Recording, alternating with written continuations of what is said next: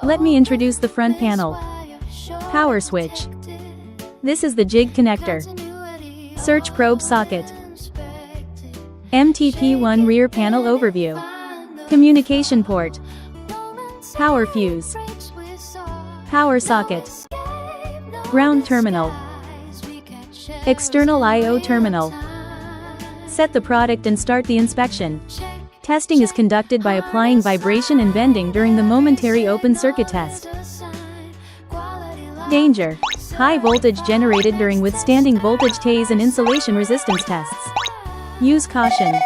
Removing the product completes the test, the counter will increment, and the results will be saved to the PC.